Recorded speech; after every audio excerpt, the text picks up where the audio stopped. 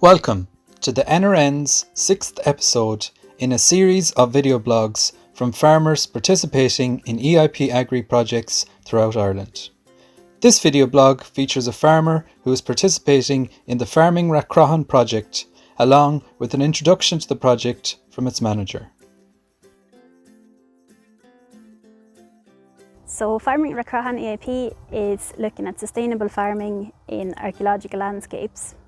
So we're based here in Rathcroghan Archaeological Complex in County Rathcroghan, which is one of the royal sites of Ireland. It's the royal site of Connacht. It's incredibly dense when it comes to archaeology. We have about 240 monuments in an area of 6 square kilometres, so that's quite a bit. The average farmer here would have between 3 and 4 monuments per farm, but many have more than that. So as you can imagine, there's quite a few limitations around farming in an area like this. We all have a legal requirement in Ireland to protect and not damage archaeology that's present. So basically that means that you're not allowed to interfere with the ground around archaeology at all. So certain farming practices like digging drains, ploughing, and even technically driving fencing isn't allowed, and it can also be very, very difficult to get planning permission and in certain cases grants for the likes of fencing. Most of the archaeology here are grass covered mounds or earthworks, such as Rathcroghan Mound here behind me, but not all of them will be visible from the surface. So the first thing we did was to make sure that all the farmers were aware of all the archaeology on their land, exactly where they were located. So a big part of protecting the archaeology here is protecting the grass cover on the land. So if you have a robust grass cover on your archaeology, but also in your fields, that goes a long way to protecting any archaeology that's present, be it visible or invisible. So a large focus of ours would be resting areas that need resting in order to let the grass grow back, and preventing and repairing poaching damage. Hello, my name is Gerard Healy. I'm a participating farmer in the Farming Rathcroghan EIP. We're farming beef here. We finish cattle for the factory. We finish about 40 to 50 cattle a year. And it was a great opportunity the Department of Agriculture gave the farmers in Rathcroghan for the near €1 million grant to participate in this.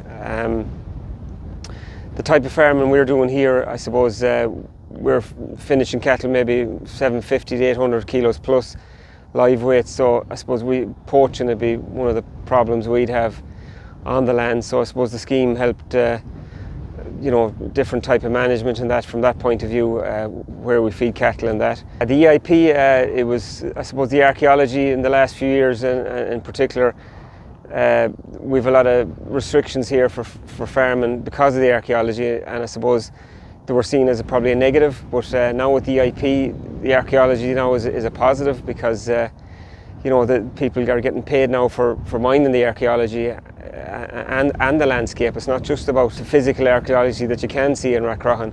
There's a lot of archaeology that's underground, maybe, that you can only see from aerial pictures or geophysics or things like that. So it's a landscape-based EIP as well, really. So it's about protecting the landscape. My farming practices, I suppose, would have changed. I suppose a lot of management, different management really, for feeding the cattle and that type of thing. We've stoned around water troughs, maybe stoned different areas where I can feed cattle.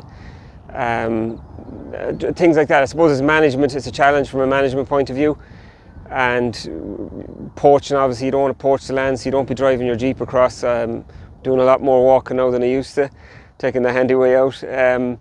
But yeah, it's all for your scorecard at the end of the year. When Petra, the manager, comes round, you're conscious of the fact of not trying to poach the land. So I suppose it's put more of a focus really on the landscape as well.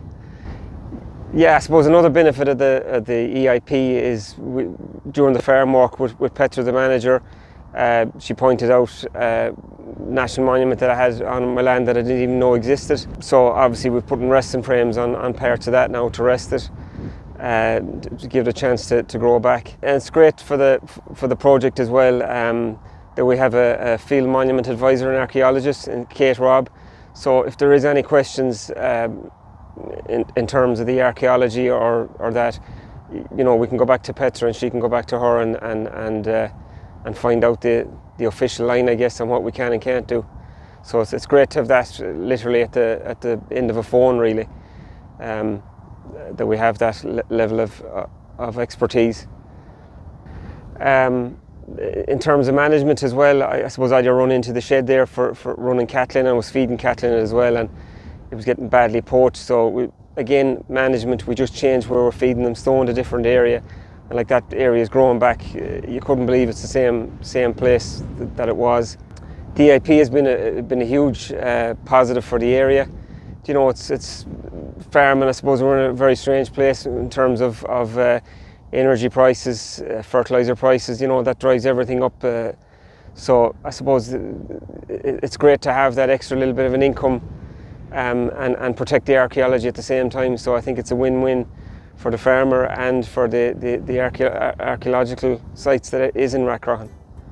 The NRN would like to sincerely thank the Farming Rathcroghan project for providing us with such an interesting and informative insight into how this EIP AGRI operational group project is working on the ground and making a difference at farm level.